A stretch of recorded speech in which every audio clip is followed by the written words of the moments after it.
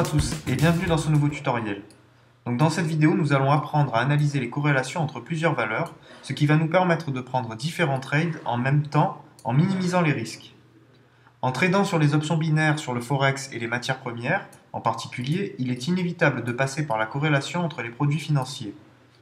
Tous les actifs financiers ont un rapport plus ou moins rapproché et ont une influence les uns sur les autres. À quoi sert de trader l'euro-dollar à la hausse et le dollar et le franc suisse à la hausse également? En étudiant notre tableau des corrélations, disponible sur notre site, nous apprenons que ces deux couples sont comme une balance. Lorsque l'un monte, l'autre descend automatiquement. Donc un tel set de trades est insensé. Nous allons donc parier uniquement sur des sets de trades sur lesquels il y a très peu de corrélation. On peut voir sur le tableau ici en bleu.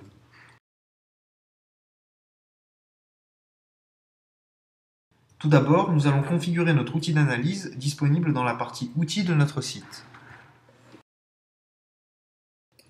Donc nous allons dans la partie Studies et nous allons utiliser l'outil Bollinger Bands. Donc nous cliquons sur New et on va laisser les réglages qui sont par convention et cliquer sur OK.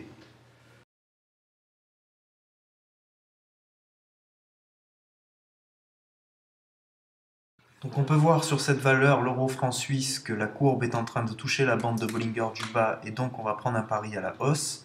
Et on va voir sur notre tableau qu'il y a une faible corrélation avec une autre valeur qui est la livre sterling et le yen. Et donc on va aller parier sur ce couple de valeurs, sur ce set de trades.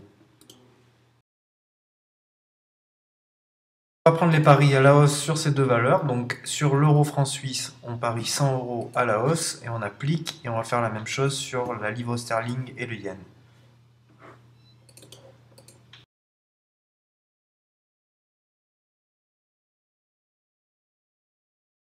Voilà, et on va passer en accéléré pour aller voir le résultat.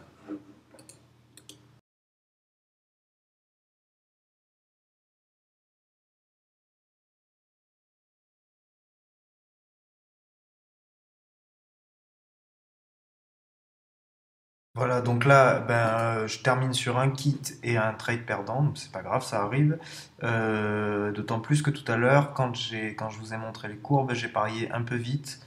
J'aurais dû attendre que la courbe vienne couper la bande de Bollinger du bas avant de me lancer dans le trade. Donc j'ai pris un peu de risque. On va retenter l'expérience tout de suite. Voilà, donc là pareil, sur les deux mêmes valeurs que tout à l'heure, on voit que la courbe vient juste de couper la courbe de Bollinger du bas. Donc on va reparier à la hausse. Et on va voir sur l'euro franc suisse, on va faire la même chose, on va parier à la hausse sur ces deux valeurs. Donc même chose, 100 € et on applique sur l'euro franc suisse et sur la livre sterling yen. Voilà, et on va passer en vitesse accélérée.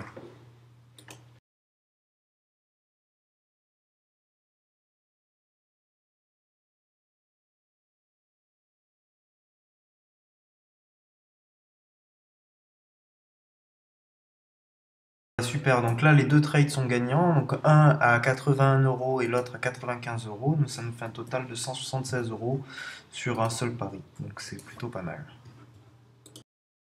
Voilà, donc là on voit que la courbe va toucher la bande de Bollinger du haut dans très peu de temps, ce qui me laisse penser qu'elle va sûrement redescendre juste après. On va voir sur l'autre valeur, c'est exactement la même chose, elle est en train de descendre. Donc on va parier sur ces deux valeurs à la baisse, c'est-à-dire en put. On va anticiper un peu sur l'euro CHF, mais bon, on va essayer.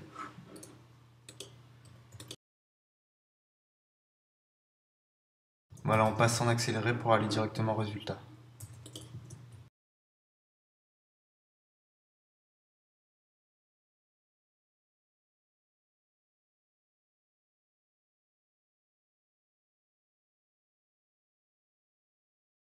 Bon, bah là j'en ai un gagnant et un kit.